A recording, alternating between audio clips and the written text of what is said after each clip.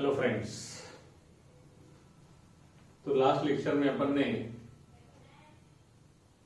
Hydroboration पर oxidation method से primary alcohol बनाए थे from alkyne by using diborane. उसके बाद में हमने पॉलीमराइजेशन ऑफ अल्कीन भी देखा था at high temperature in the presence of oxygen. The small molecule join together to form a large molecule. जैसे हमने इथिलीन लेके पॉलीइथीन बनाया, विनिल क्लोराइड लेके पॉलीविनिल क्लोराइड बनाया, this is PVC. So alkene can be polymerized to give a large molecule that is called a polymer. तो ये तो हो गए थे। आज नेक्स्ट पॉइंट देखते हैं अपन, दैट इज हाइड्रोक्सिलेशन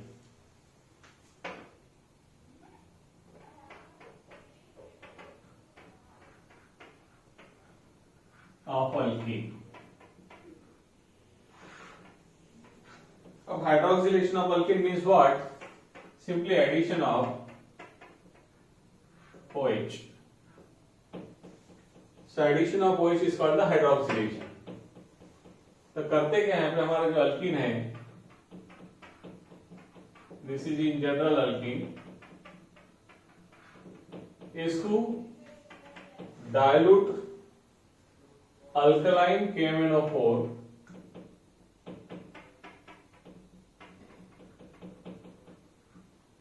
साथ रिएक्ट किया जाता है। तो ये पहले रिएक्ट होके यहां से नेसेंट ऑक्सीजन बनता है प्लस वाटर यहां पे रहता है। अल्कलाइन डायल्यूट बोला है तो वाटर है। तो जैसे ही डायल्यूट अल्कलाइन KMnO4 के साथ रिएक्ट करेंगे तो आपको मालूम है कि KMnO4 इज ऑक्सीडाइजिंग एजेंट और रिड्यूसिंग एजेंट। अपन ने पहले ही बताया था कि जिस कंपाउंड में प्योर मेटल होते हैं वो सारे रिड्यूसिंग एजेंट, जिस कंपाउंड में मेटल नॉन मेटल के कांटेक्ट में होते हैं तो बर्बाद मेटल होते हैं, that is called oxidising agent. और जिस कंपाउंड में मेटल होते ही नहीं है तो they are mostly oxidising agent. तो हमें मालूम है यहाँ पे कि पोटेशियम और मैंगनीज ये दोनों ऑक्सीजन को अटैच है तो दोनों बर्बाद है, इसलिए संगत का असर है कि ये देने के बजाय लूटने वाले हैं। और जब लूटेंगे तो खुद का रिडक्शन करेंगे, किसी और का ऑक्सीडेशन करेंगे। तो ये पहले आपस में रिएक्ट के नेसेंट ऑक्सीजन जाता है। ऑक्सीडाइजिंग एजेंट का ये रिप्रेजेंटेटिव है जो इलेक्ट्रॉन लूटने के लिए मार्केट में घूमता है। जैसे अंडरवर्ल्ड की भाषा में समझाएंगे तो जो बॉस रहता है वो कभी नहीं निकलता बाहर, उसे चिल्ले चिपाटे घूमते रहते हैं और वो लोगों को लूट लूट के उस बॉस को लाके देते हैं। तो वैसा ही बॉस है और इसका चिल्ला चपाटा है, ये मार्केट में जाके लूटमार करके इसको लाके देता है। अब एक थोड़ा सा बेसिक अगर देखेंगे तभी यहाँ पे देखो कार्बन कार्बन डबल बॉन्ड है, बाकी इधर दो कोने मालूम नहीं है, एक ऑक्सीजन है और एक HOH है। तो अभी अगर देखा गया तो मैंने पहले ही कहा था, हमारे केमिस्ट्री में नहीं तो हमारी लाइफ में भी पहले दिन से एक पॉइंट मैंने समझाया था कि व्हाई वी आर अनस्टेबल। तो क्या आंसर था उसका? We are always unstable because of comparison with nearest stable. एक एग्जांपल दिया था बार बार, जब भी हम अपने आप को अनस्टेबल महसूस करते हैं, जब भी हम अपने आप को अनकंफर्टेबल फील करते हैं, तुरंत समझ जाना कि अपन कहीं ना कहीं किसी ना किसी के साथ अपने आप को कंपेयर कर रहे हैं। And that's why we found unstable. छोड़ दो, रिलैक्स हो जाएंगे। छोड़ना इतना आसान।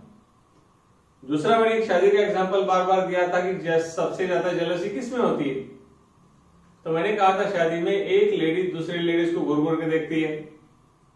कौन सी बोला था कि जिसके पास कम है वो ज्यादा वाली की तरफ देखते हैं, स्पेशली साड़ी देखेंगे, ड्रेस देखेंगे, गहने देखेंगे।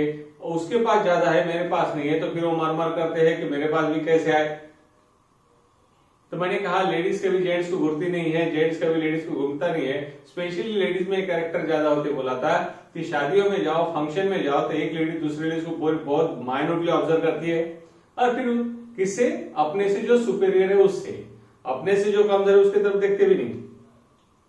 फिर उसके बाद जो है वो लाने के लिए उठापटक करेंगे। तो लेडीज की तरफ देखते हैं, सेम कैटेगरी की तरफ है। तो मैंने कहा था नॉन मेटल को ही घूरता है, नॉन मेटल से जेलसी रखता है।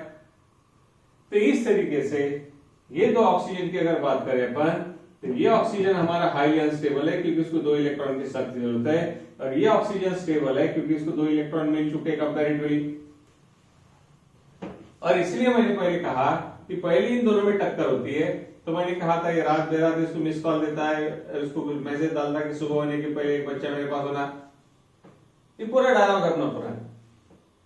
तो ये भी समझ जाता है कि अगर उसको नहीं दिया तो अपने को पागल करेगा। तो ये बॉन्ड में का एक इलेक्ट्रॉन जो रहता है हाइड्रोजन को हाइड्रोजन के पास देता है अपने पास, और ये फिर इधर जाके OH में कन्वर्ट होता है। और इसको भी वैलेंस शेल में 2 लोन पेयर तो है, इसके भी 2 लोन पेयर है, एक 2 बॉन्ड के 2 है, नहीं तो बॉन्ड के 2 इलेक्ट्रॉन, 2 4 7, 2 4 6 और एक एक 7 अभी। अब दोनों को साथ साथ इलेक्ट्रॉन चाहिए, तो फिर ये पाई बॉन्ड तोड़ के एक कार्बन के पास एक OH जाता है, दूसरे कार्बन के पास एक OH जाता है, और तब जाके हाइड्रोक्सिलेशन होता है। तो we get here compound carbon, it is called OH। OH इसको बोलते हैं 1,2 डायॉल और ग्लाइकॉल। तो इस तरीके से अल्कीन का अगर हम हाइड्रोक्सिलेशन करते हुए माइल्ड डाइल्यूट अल्कलाइन KMnO4 के साथ ऑक्सीडाइजिंग एजेंट के साथ, तो alkyne get converted into glycol. तो ये हमारा जनरल एग्जांपल हो गया। पहले आपको ये समझ में आना चाहिए कि वाटर और नेसेंट ऑक्सीजन आपस में रिएक्ट करके 2 OH बनाता है, और फिर दोनों OH कार्बन कार्बन का पाई बॉन्ड तोड़ के वहां पे जहां भी होंगे वहां ज्वाइन करके। एग्जांपल की बात करेंगे अपन, तो फिर हमारे पास एग्जांपल को कोई प्रॉब्लम ही नहीं।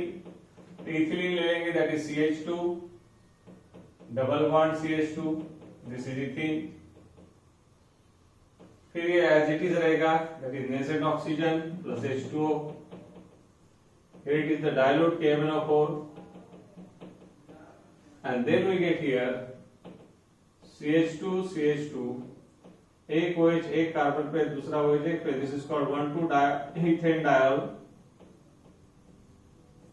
इसको अपन बोल सकते हैं 1,2 अल्केन डायल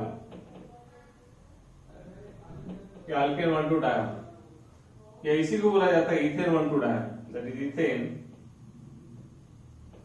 1,2 डायोल, और दूसरा नाम है इसका इथिलीन ग्लाइकॉल। सेम अपन रिएक्शन तीसरे एग्जांपल लेकर कर सकते हैं प्रोपिलीन का। तो प्रोपिलीन का है CH3CH डबल बॉन्ड CH2, फिर nascent oxygen that is propylene, और फिर H2O, and here it is dilute KMnO4। तो एक OH इस पे, एक कार्बन पे, एक इस पे, तो what we get here CH3CHOH, CH2 that is propylene glycol या प्रोपेन 1,2 डायोल, और propylene glycol. So write on first heading डाल दो, hydroxylation of alkene, hydroxylation of alkene, और थ्योरी लिखो, when alkene is reacted with cold dilute alkaline KMnO4,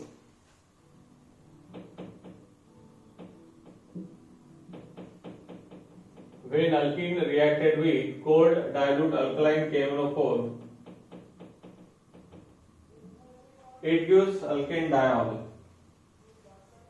It gives, when alkene is reacted with cold dilute alkaline KMnO4, it gives alkane 1,2 diol या glycol, alkane 1,2 diol और glycol। तो ये example को general, और ये है example. Right on this.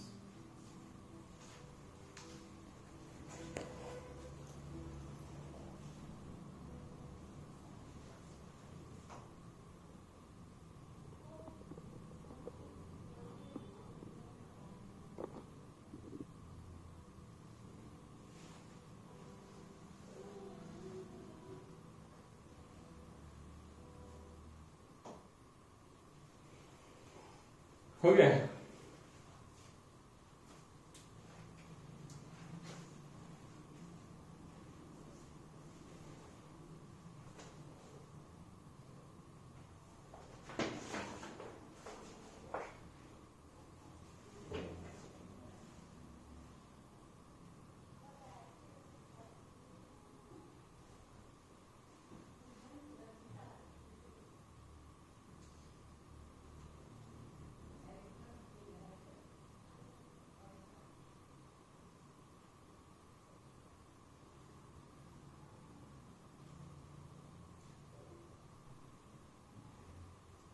Okay, चलो next.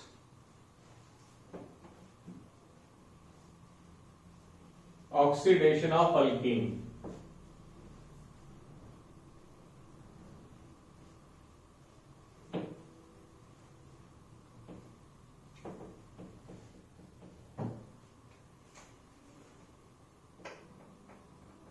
Oxidation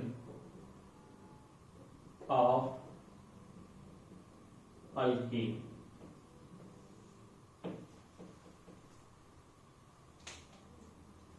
अब ऑक्सीडेशन ऑफ अल्कीन बोलने के बाद ऑक्सीडेशन करना है तो acidified K2Cr2O7, acidified K2Cr2O7, acidified KMnO4, बहुत सारे।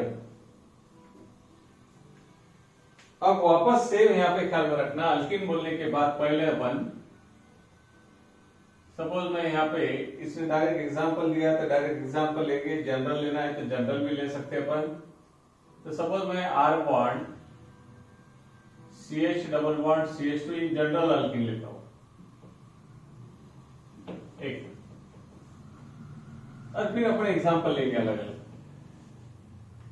जब भी ऑक्सीडाइजिंग एजेंट लेते हैं यहाँ पे एसिडिफाइड, तो यहाँ पे KMnO4 लो या पोटेशियम डाइक्रोमेट लो, ये आपस में रिएक्ट होकर पहले नए सेट ऑक्सीजन बनाते हैं। अब याद करो, मैंने ऑक्सीडाइजिंग एजेंट का काम करने के 4 रूल है और रिड्यूसिंग एजेंट के काम करने के 4 रूल है। वो रूल अपने दिमाग पे फिट रखना। 99% काम अपना वही खत्म हो जाता है।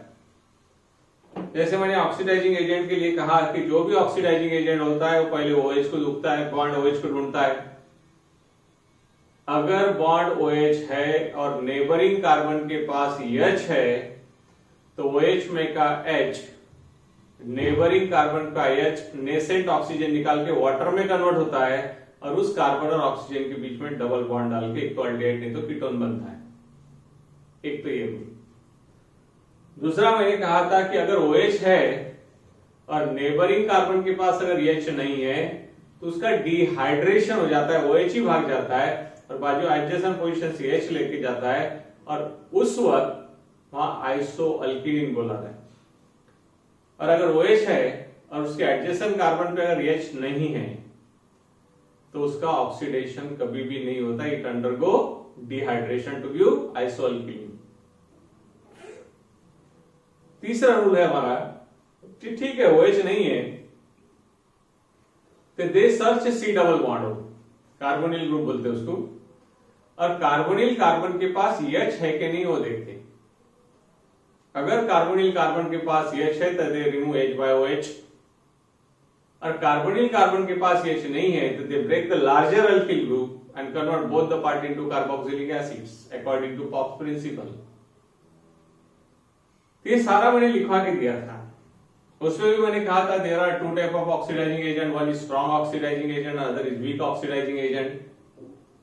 Strong oxidising agent number of times oxidation कर सकते हैं जब तक उनको करते आना है, और वीक ऑक्सीडाइजिंग एजेंट सिर्फ सिंगल 1 टाइम ऑक्सीडेशन करता है, बाद में नहीं। वीक ऑक्सीडाइजिंग एजेंट के नाम लिख के दिया था PCC pyridinium chlorochromate, PDC pyridinium dichromate, copper metal at 573 Kelvin, CrO3 pyridine that is the Collins reagent. So these are the weak oxidizing agent. Acidified K2Cr2O7, acidified KMnO4, acidified Na2Cr2O7, H2SO4, HNO3, CrO3. These are all strong oxidizing agent. अब हम देखते हैं अपने rule यहाँ पे लगते गए तो ये पहले बंदा ढूंढता है OH को, इसमें OH है नहीं, चलो ठीक है नहीं। फिर ये बंदा ढूंढता है इसमें अंदर C डबल बॉन्ड हो है नहीं। अब एखादा कोई लुटेरा है उसको ये नहीं वो नहीं वो नहीं बोला तो उसको मजा आएंगे कि वो गुस्सा आ जाएगा, चिढ़ जाएगा। तो डेफिनेटली वो क्या होता है, चिढ़ जाता है और फिर वो आवाज देता है कि हालो सब अपने अपने इलेक्ट्रॉन लेके लाइन से खड़े हो जाओ।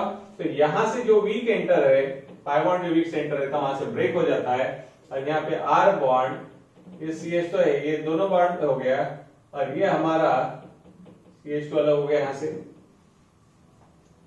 तो ये पहला पार्ट हो गया। अब ये सिंगल कार्बन वाला है तो यहाँ के दोनों हाइड्रोजन भी अलग हो जाते हैं और ये HH हो जाता है। और अब नेसेट ऑक्सीजन की यहाँ कोई कमी नहीं, जितनी चाहिए उतनी ले लेते हैं। तो ये नेसेट ऑक्सीजन, फिर इधर ये है कार्बन, ये भी कार्बन, ये भी हाइड्रोजन, इलेक्ट्रॉन जो आसानी देगा उसके पास जाएगा। तो इसके ऊपर दो आते थे, C double bond O, C double bond O बन जाता। फिर यहाँ पे देखा है तो यहाँ C डबल बॉन्ड हो जाता है, ये H2 में कन्वर्ट होता है। और इसलिए हमारा ऑक्सीडेशन अगर किया तो R bond C double bond O, R bond C double bond OH plus CO2 plus H2O बनता है, एंड दिस इज अल्डिहाइड। लेकिन अब यहाँ पे हमें लगे 4 नेसेट ऑक्सीजन, और ये जैसे ही नेसेट ऑक्सीजन दिखा तो इसको नेसेट ऑक्सीजन फिर से दिखता है, क्योंकि कार्बोनिल कार्बन दिखा उसके पास H है तो रिमूव H बाय OH, तो यहाँ पे फाइनल कंपाउंड आता है हमारा C double bond OH, that is carboxylic acid with equal carbon. तो ये सिस्टमैटिक रिएक्शन होगी। बुक्स में ऐसी रिएक्शन नहीं दिया उसने, बुक्स में तो बहुत ही आड़ी टेढ़ी रिएक्शन करके दिया है उसने, और वो अपने को डायरेक्ट बैलेंस का भी कोई लेना देना नहीं, उसने बैलेंसिंग भी नहीं किया, डायरेक्ट प्रोडक्ट लिखा। तो अपन ये पहले समझ लेते। तो अगर मैं अल्कीन का ऑक्सीडेशन करता हूं तो पहले मुझे अल्डिहाइड या कीटोन मिलेगा, डिपेंड करता है कि यहाँ पे कौन सा अल्कीन लिया हुआ पे, या अल्डिहाइड और कीटोन मिलेगा प्लस CO2 H2 निकल जाएगा। जो अल्डिहाइड है कीटोन है वो फिर से ऑक्सीडाइज होकर क्या मिलेगा हमारा कार्बोक्सिलिक एसिड। अब मैं बुक से ये इतनी रिएक्शन एक नोट करके लिख डाला आपके पास।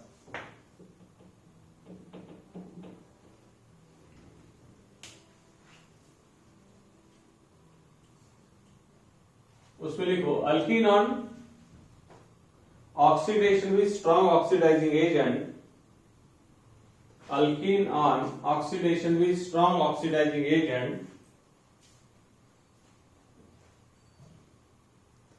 alkene on oxidation with strong oxidizing agent like acidified K2Cr2O7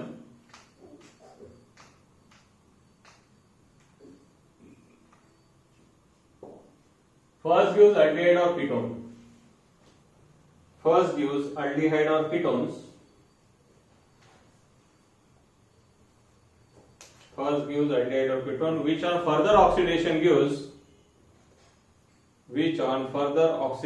gives carboxylic acids,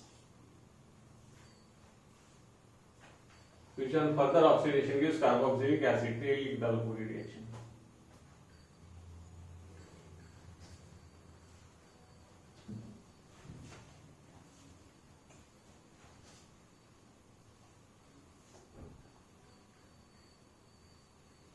okay, अब टेक्स्ट बुक में कैसी रिएक्शन लिखे वो बता रहा आपको। तो ये मैंने systematic balancing point of view बताया आपको।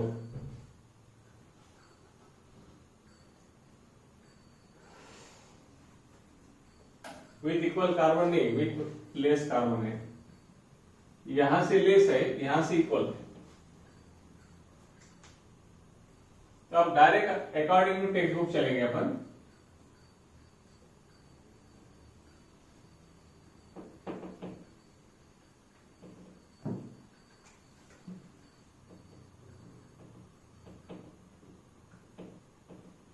यहां लिखा है उसने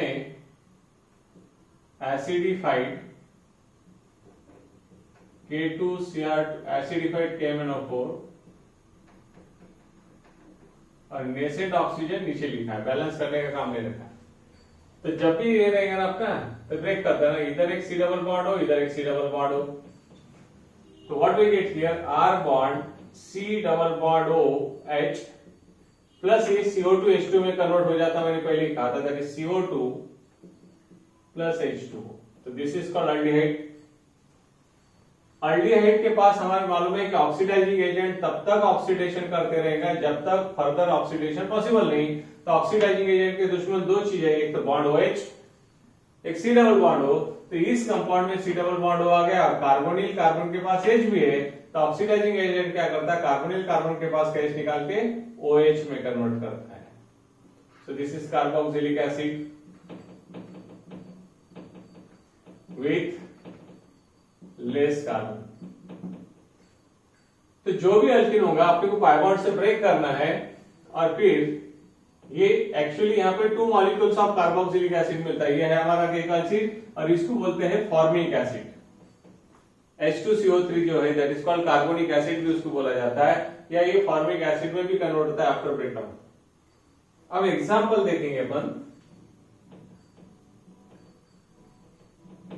तो हमारा इथीन लेंगे that is CH2 double bond CH2 एक, दूसरा प्रोपिलीन लेंगे CH3CH डबल बॉन्ड CH2, तीसरा लेंगे हम alpha ब्यूटिलीन CH2CH double bond CH2। तो इस टाइप से यहां पे देखेंगे that is ethene, that is propane and this is alpha butylene. यहां पर आप जैसा टेक्स्ट बुक में वैसा ही करेंगे that is acidified KMnO4, it is nascent oxygen, here acidified KMnO4 and here it is acidified KMnO4 in nascent oxygen। अब हमें कुछ करना नहीं है, पहले हमारा स्टेप बाय स्टेप जाएंगे। तो हम यहां से इसको ब्रेक करेंगे, यहां से इसको ब्रेक करेंगे, यहां से इसको ब्रेक करेंगे, और यहां पर भी CO2 और यहां पे भी CO2 देखेंगे यहां पे। तो व्हाट वी गेट, तो यहां पे हमारा आएगा HC double bond OH plus HC double bond OH, ये वाले। और यहां पर अल्डिहाइड बने हैं 2 molecule of formaldehyde, another oxidising agent आके यहां पे इसको OH में और इसको भी OH में कन्वर्ट करता है 2 मॉलिक्यूल ऑफ फॉर्मिक एसिड। और इसलिए अगर हमने यहाँ पे एसिटिलीन लिया तो गेट फॉर्मिक एसिड। तो इस तरीके से पहली रिएक्शन है हमारी कि अगर 2 मॉलिक्यूल अगर लेते हैं तो व्हाट वी गेट हियर। दूसरी रिएक्शन, तो यहां C डबल बॉन्ड हो तो what we get here CH3 C double bond OH। यहाँ पे भी फॉर्मिक एसिड बनता है, लेकिन बाद में डिकम्पोज करने के बाद इसको मैं CO2 और H2O में कन्वर्ट कर देता है, जैसे अपन ने किया था पहले CO2 और H2O। यहाँ पर भी CO2 H2O बनता था, लेकिन CO2 H2O यहाँ पे क्या हो जाता है, दोनों यहाँ पे कंबाइन होकर फॉर्मिक एसिड बना देते 2 मॉलिक्यूल। अब ये हो गया अल्डिहाइड, इसका तो कोई लेना नहीं, अल्डिहाइड है तो इसका फिर से ऑक्सीडेशन होता है, और ये होता है हमारा acetic acid that is ethanoic acid. तो 2 कार्बोनिल एसिड बना और ये चला गया हमारा in the form of what CO2 H2। एक अपन ने किताब में के पहला एग्जांपल लेते हैं अपन, यहाँ पे CH3, यहाँ पे CH3 और ये double bond that is called isobutylene. Isobutylene. अब एज यूजुअल हमें यहां से ब्रेक करना है, तो इसको हम CO2 H2 भेजेंगे, इसको C डबल बॉन्ड हो डालेंगे। अब यहाँ पे उसने कौन सा अल्किन लिया है,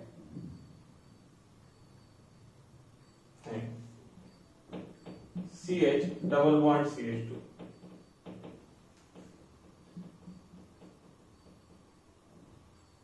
that is called 2-methyl butene, ये लिया उसने किताब में।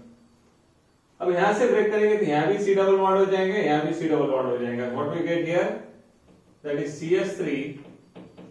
CH3 डबल बॉन्ड हो that is acetone plus CH3 CHO, ये है CH3 C double bond OH that is acetaldehyde.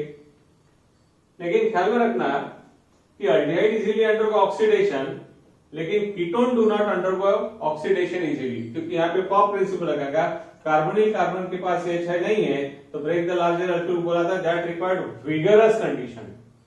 Normal condition में कीटोन का ऑक्सीडेशन होता नहीं है, ये अपने आप के ध्यान में रखना है आपको। हाँ, अल्डिहाइड का हो जाएगा और यहाँ पे आएगा OH, तो that is called acetic acid. तो इस तरीके से अगर हमने यहाँ पे 2-methyl butene लिया तो we get acetone and acetic acid. Acetone is very difficult to oxidation because it do not have a oxidizable hydrogen atom. Carbonyl carbon के पास जो हाइड्रोजन एटम रहता है जैसे अल्डिहाइड में है तो ऑक्सीडाइजेबल है, वो इजीली लॉस हो जाता है और ऑक्सीजन के साथ ऑक्सीजन गेन हो जाता है, लेकिन यहाँ ऑक्सीडाइजेबल हाइड्रोजन एटम नहीं है, इसलिए जिंदगी भर परमानेंटली दिमाग में रखना कि अल्डिहाइड और कीटोन के कंपेयर में aldehyde easily undergo oxidation but ketone do not undergo oxidation easily because aldehyde having oxidizable hydrogen atom, ketone don't have. Okay, so write down these reactions.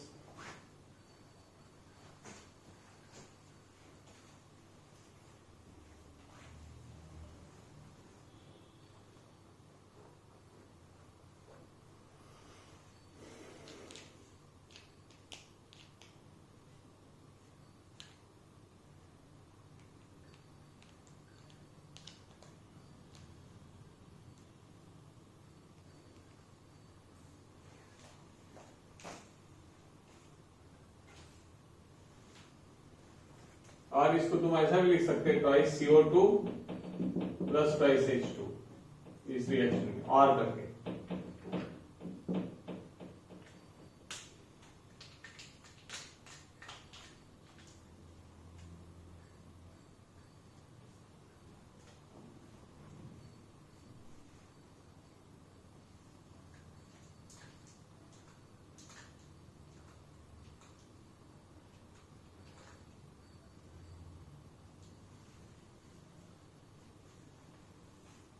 Okay, दो alkyne और ले लेते हैं अपन, एक अपना अल्फा ब्यूटिलीन, बीटा ब्यूटिलीन और आइसोब्यूटिलीन.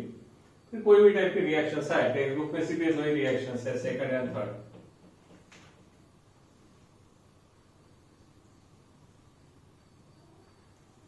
और एक ध्यान में रखना, ketone do not undergo oxidation easily because it do not contain oxidizable hydrogen atom.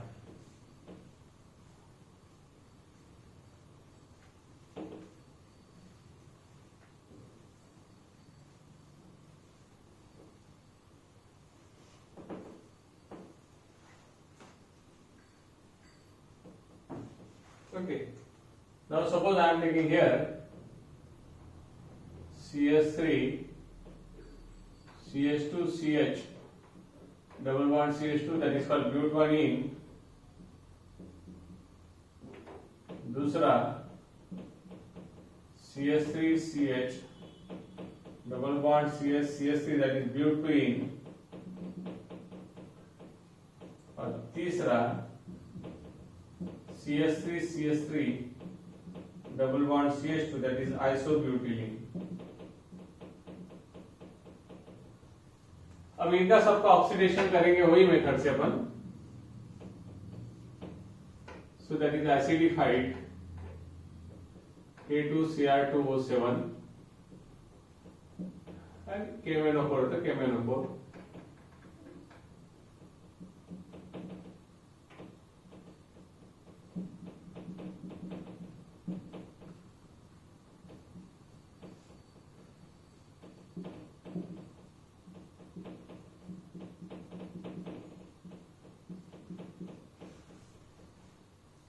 Theory अपन ने पहले जनरल रिएक्शन में लिखी नहीं, तो इतनी लिख डालना, alkyne on complete oxidation with acidified K2Cr2O7 और KMnO4, तो लिख डालो दो सेंटेंस. जनरल रिएक्शन जहां लिखी थी वहां पे, alkyne on complete oxidation with acidified KMnO4 और acidified K2Cr2O7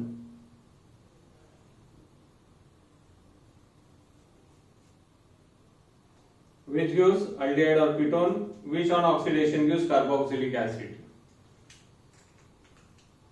First gives aldehyde or ketone, which on oxidation gives carboxylic acids. अब यहां से ब्रेक करेंगे, यहां से ब्रेक करेंगे, यहां से ब्रेक करेंगे. टर्मिनल अगर CH2 है तो दिमाग लगाना नहीं, ये CO2 वाटर में जाएगा, ये CO2 वाटर में जाएगा, ये CO2 वाटर में नहीं जाएगा. यहाँ दोनों तरफ C डबल बॉन्ड हो, C डबल बॉन्ड आएंगे. तो यहाँ देखते हैं, यहाँ C डबल बॉन्ड होकर क्या आएगा, propion aldehyde, that is CH3 CH2 C double bond OH plus CO2 plus H2, फिर प्रोपियोनिक एसिड.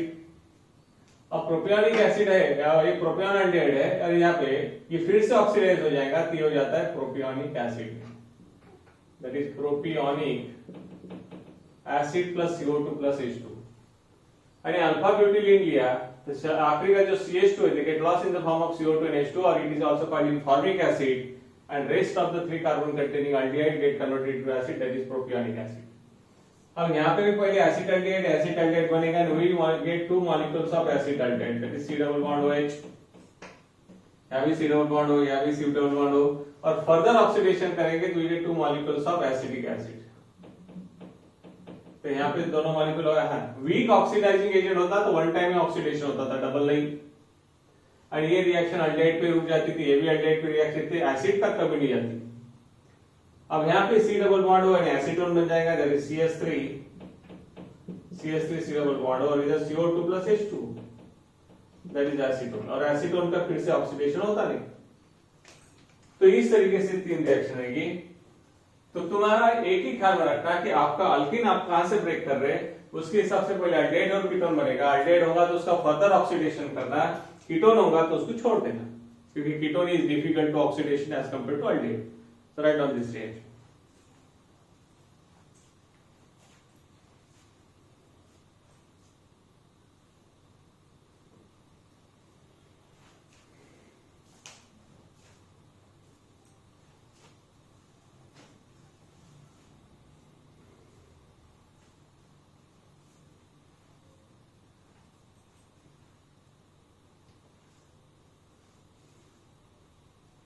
ओके,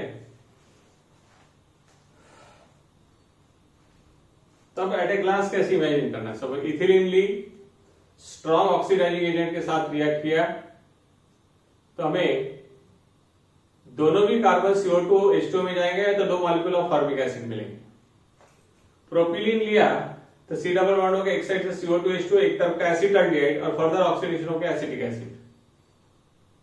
अल्फा ब्यूटिलीन लिया तो CO2 H2 propion aldehyde propionic acid. Beta butene लिया तो दोनों पहले एसिड अल्डेहाइड में, देन पहले दोनों एसिटिक एसिड में। और आइसोब्यूटिलीन लिया तो CO2 H2 तो निकल गया और एसीटोन में, एसीटोन का फर्दर ऑक्सीडेशन होता है। तो इतनी बात आपको ध्यान में रखना कि जब भी अल्कीन का ऑक्सीडेशन करेंगे तो आपको पहले कार्बोनिल कंपाउंड मिलेगा, और कार्बोनिल कंपाउंड में अगर अल्डिहाइड है तो उसका फर्दर ऑक्सीडेशन होगा, कीटोन का होगा तो नहीं होगा, रिएक्शन विल स्टॉप। तो इतना आपको अच्छी तरह से ध्यान में रखना है। तो यहां पर हमारा preparation and reactions of alkyne पूरी तरह से खत्म हुआ। एखादे ने अगर बोला कि कंपाउंड ए कंपाउंड बी के साथ रिएक्ट होने के बाद 2 मॉलिक्यूल्स ऑफ फॉर्मिक एसिड मिला, तो तुरंत समझ जाना कि इथिलीन है।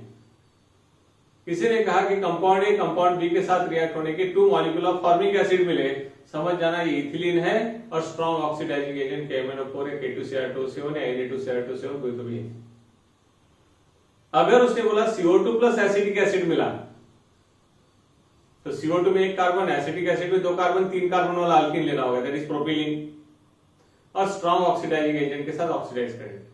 उसने कहा हमें 2 मॉलिक्यूल ऑफ एसिटिक एसिड मिलेंगे, तो 4 कार्बन वाला अल्कीन लेना पड़ेगा, कौन सा, ब्यूटुइन। उसने कहा हमें कि CO2 H2 प्लस एसीटोन मिला, तो समझ जाना CO2 H2 प्लस एसीटोन मिला है, वो आइसोब्यूटिलीन है, क्योंकि CO2 में 1 कार्बन और एसीटोन में 3 कार्बन, टोटल हो गए 4 वाला, लेकिन आइसोब्यूटिलीन रहेगा। तो प्रोडक्ट दिया तो रिएक्टेंट पहचानते आना चाहिए, रिएक्टेंट दिया तो प्रोडक्ट पहचानते आना चाहिए। ये प्रैक्टिस आपको कंटिन्यू करना है।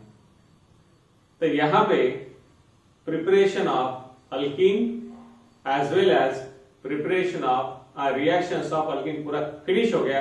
और अपने 2 पार्ट हो गए इसमें से, हाइड्रोकार्बन में से एक preparation and reaction of alkene and दूसरा preparation and reactions of alkene. ये preparation of and reaction of alkene तो बहुत ही काम का है, इसमें Markovnikov's, anti Markovnikov's, Wurtz, then Franklin, ये सारे ग्रिग्नार्ड, ये सारी रिएक्शन जो 12th में लगने वाली वो यही होगी। और इसलिए ग्रिग्नार्ड रिएक्शन में क्या होता है, वुड्स रिएक्शन में क्या होता है, मार्कोनिक्स ऑफ में क्या होता है, एंटी मार्कोनिक्स में क्या होता है, सेड्सअप में क्या होता है, ये अपने दिमाग में कीड़े फिट चाहिए, जिसको मैंने कहा था श्रद्धांजलि, कि पल पल हमें किसी ना किसी साइंटिस्ट का नाम याद करते आना चाहिए कि कौन से साइंटिस्ट ने हमें क्या सजेशन दिया था, वो वहां करना पड़ेगा, तब हमारी रिएक्शन परफेक्ट आएंगे। ओके, तो अब इसका तीसरा और आखिरी पड़ाव है preparation and reactions of alkynes. तो ये preparation and reactions of alkynes को अपन कल के लेक्चर से लेंगे। Okay, so thank you very much.